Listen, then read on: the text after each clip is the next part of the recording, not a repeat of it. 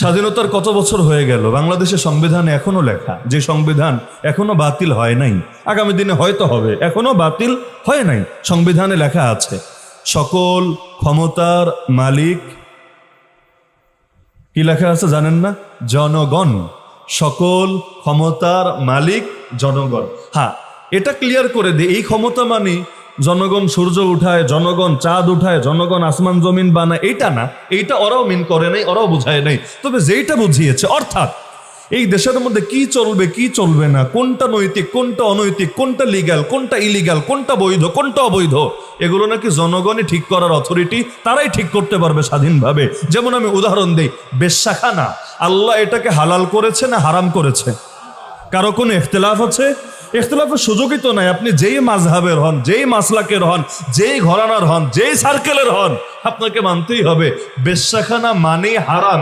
এটাকে ইসলামাইজেশন করার, এটাকে হালাল বানানোর কোনো ধরনের কোনো সুযোগ ইসলামের মধ্যে নাই। তাহলে বেশ্যাখানা যদি হারাম হয়, আর বাংলাদেশে তো বেশ্যাখানা আছে, লাইসেন্স নিয়েই চলে, তাহলে বাংলাদেশের মধ্যে এগুলোকে হালাল করলো কে? আইনিভাবে হালাল করলো কে? বৈধ করলো কে? ইসলাম তো বৈধ করে নাই, ইসলাম তো এগুলোকে অবৈধ করেছে। যারা যাবে বেশ্যাখানায় গিয়ে আকাজ করবে, আর যারা সেখানে সার্ভিস দিবে, ইসলাম তো উভয়ের ব্যাপারেই কঠোরতার বিধান দিয়েছে।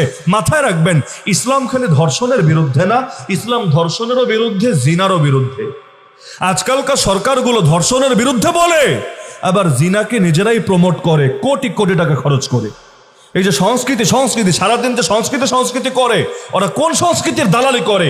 নবীর সংস্কৃতির তো দালালি করে না, ওরা তো আল্লাহর সংস্কৃতির পক্ষে কোনো কাজ করে না, বরঞ্চ সেই নষ্টামের সংস্কৃতি, ভ্রষ্টামের সংস্কৃতি, অশ্লীলতার সংস্কৃতি, এগুলোর পক্ষেতেই প্রচারণা চালায়। এই যে জিনাকে কিভাবে প্রমোট দেয়, নাটকেও জিনার উস্কানি, সিনেমাও জিনার উস্কানি, গল্প উপন্যাস কবিতা সাহিত্য যা বলবেন, এমনকি একটা বিজ্ঞাপন দিল তাতেও প্রেমের উস্কানি। কোন প্রেম?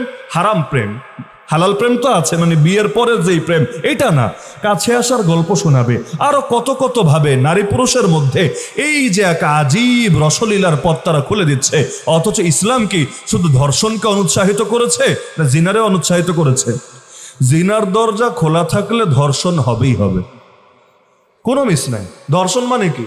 একজন রাজি আর একজন রাজি নাই তো। আর জিনা মানে কি? দুইজনই রাজি আছে, লিভ টুগেদার নাম দিয়েছে ওরা, দুইজন রাজি নাম হইল জিনা, আর একজন রাজি আর একজন রাজি না নাম হইল ধর্ষণ।